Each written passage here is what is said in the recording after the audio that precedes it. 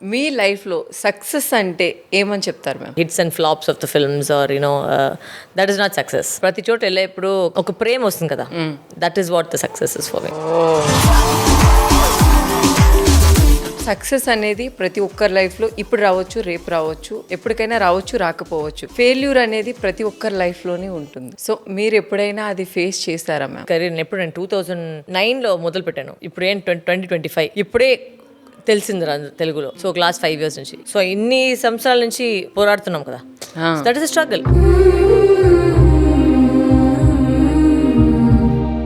కొన్ని టైంలో సినిమాలు వస్తాయి, మరి ఎందుకు పోతే లేదు, మమ్మల్ని వేరే ఎవరన్నా ఇన్ఫ్లుయెన్స్ పెట్టించి ఆ రోల్ తీసుకుంటారు. సో ఇలాంటి చాలా విషయాలు జరుగుతుంది. బట్ అవన్నీ పర్వాలేదు, పార్ట్ ఆఫ్ లైఫ్.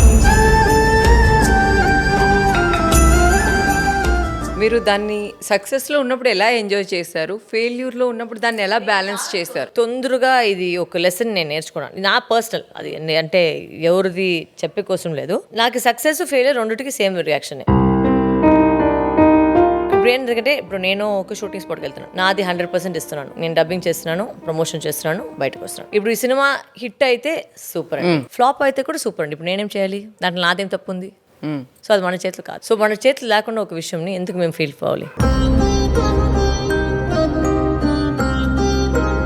ఇప్పుడు హనుమాను వీళ్ళంది వీరసింహారెడ్డి కాక చాలా పెద్ద హిట్ చెప్పారు, హ్యాపీ ఉండింది. బట్ నేను నెక్స్ట్ రోజు షూటింగ్ వెళ్ళిపోయాను. ఓకే, నేను నెక్స్ట్ ఏంటి? So life has to move on. Enjoy the success. I'm not saying don't enjoy the success, but do not get so sucked up. ఓ నేను ఇట్లా అయిపోయానని ఆ ఫీలింగ్ వస్తే అయిపోయింది అంతే లైఫ్. అక్కడి నుంచి డౌన్ అక్కడ. కానీ ఫెయిల్యూర్లో ఉండి కొంతమంది డిప్రెషన్కి వెళ్ళిపోతారు మ్యామ్. సో అలా డిప్రెషన్కి వెళ్ళకుండా ఉండాలి అంటే వాళ్ళకి మీరు ఎలాంటి సజెషన్స్ ఇస్తూ ఉంటారు? బయట పోయి చూడు, నీకు ఒక ఇల్లు ఉంది, భోజనం ఉంది, ఒక బెడ్ ఉంది ఎదురుపోయి, అదే నీకు చాలా సక్సెస్ అంతే.